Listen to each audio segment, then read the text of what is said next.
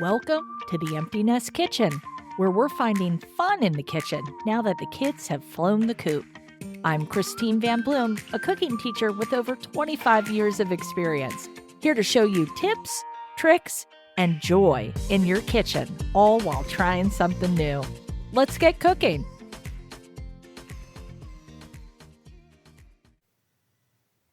Today I feel like singing Gettin Figgy with it. Because it is fig season, y'all. The time has come. I was at Trader Joe's yesterday, and they had tons of gorgeous, fresh, plump, juicy figs. So whether you're a lover or a hater, it's time for figs, baby. This is kind of my summer luxury, right? We got a fig tree a couple of years ago, and the first year they don't produce fruit. The second year, we got tons of fruit, but none of it ripened. It was very bizarre. And then this year, I don't even know what happened. It's kind of like it died, but now it's a bush. I don't know. But figs, this is the time. Late summer is the time to look for these little packages of sweetness. They are so luscious. And you probably, if you're like me, you grew up with the Fig Newton. And I remember that was my grandpa, right? My grandpa loved the Fig Newton. He was all about that. And I didn't even realize that a fig was like an actual thing, if that makes sense. I thought it was just, it just came in a cookie. And it wasn't until really the past 15 years, maybe, that I was introduced to fresh figs. So when you're looking at figs, it's kind of a buy the fig, eat the fig scenario. You can't buy the fig and think that you're going to have it in a week. It's not going to happen.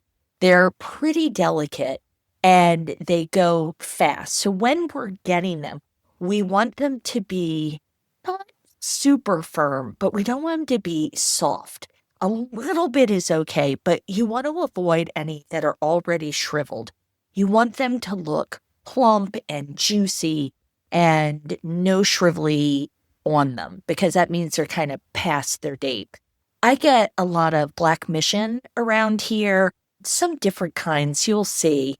But when we get them, the thing to do, especially if you get them in a pack like that strawberries come in, you're going to take those out. You're going to take a quarter baking sheet, maybe an eighth if you've got that, and line it with paper towels, and you're going to put your figs in a single layer on that and put them in the fridge. Eat within a day or two for the best flavor, because fig season is leading, and rinse them just before you eat them. This isn't a case where you can bring them home from the store, rinse them, throw them in the fridge, and they're going to be good. We rinse them right before we eat them because they bruise super, super easily. So how are you going to use your figs? Well, you can definitely make a fig jam. It's not too hard. You're going to cut them up, take the stem off, cut them into quarters, add some sugar, cook it down. There you go. I think thyme works very nicely with it, but you could throw some of that in there. I love to do a fresh fig jam, but really I'd love to put them with cheese, fresh cheese, honey, do the drizzle. Figs are so naturally sweet that something with a little tartness, balsamic, could you be more classic, is really good. But if you're thinking cheese-wise, this is where a slightly funkier cheese is going to play really well. So like a blue cheese, or of course, I love goat cheese. These are going to be really nice. You can quarter your figs, toss them in a great salad. And I like to have, balance. I talk to you all the time about balance, but bitterness with some arugula, toast some nuts, pistachios are lovely. Think about all of the different things you're getting here, like bitterness, saltiness, sweetness from the fig. Maybe this is a time for a balsamic drizzle. Look at that. You have a whole range of things happening in one little dish. You can also do the old little bit of ricotta, a little bit of a drizzle, and I love to use that flaky Malden salt here too. Really, really lovely to have that contrast of the crunch of the salt with the soft flesh of the fig.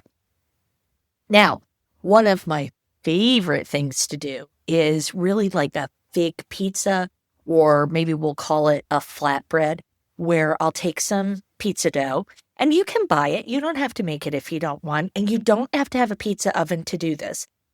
But you'll take that, you'll spread it out, and then I love to use a nice olive oil on there. Then I'll do some prosciutto and I'll typically wait until it comes out. I'll do goat cheese. Sometimes I'll even do a burrata on that. No tomato at all. That goes into the oven, comes out. Then I hit it with bits of the fresh fig. I love to do that drizzle, either of honey or of balsamic, or if you have a really great vinegar, if you have one of those really yummy vinegars you get from the specialty shop, give that a drizzle, and it is so good because the saltiness of that prosciutto just balances beautifully with the softness of that fig. So, if you want to pair it with something, let's make it shine. And if you want to go sweet, think about the honey, the vanilla, the cinnamon. Mascarpone cheese is lovely, right? Savory, we just talked about that blue cheese, balsamic. Rosemary is actually really lovely with a fig too. Prosciutto all day. And then you could, if you wanted to get a little funky, you could do dark chocolate. You could do maybe some citrus zest. I like orange, actually. I think that's kind of lovely. But the best thing to do with figs, really, is just cut them and enjoy them. Like, pair them up with something yummy and just enjoy them for the next couple of weeks. We're talking fresh figs. Remember, you can get dried anytime, and you can always rehydrate those in boiling water, but it's never going to be the same as a fresh fig. I also love to put them on a charcuterie board, right? A little charcuterie board and have some fresh figs on there. Holy cow. Not only do you look super fancy, but it pairs so well with just about everything that you're going to put on there. So we're getting figgy with it. And if you want something really cool, you can check out my Just Add Sauce course, because let me tell you that there's so many little sauces on there that will go gorgeously with the figs. You can find it. There's a link in the show notes, and it's $17.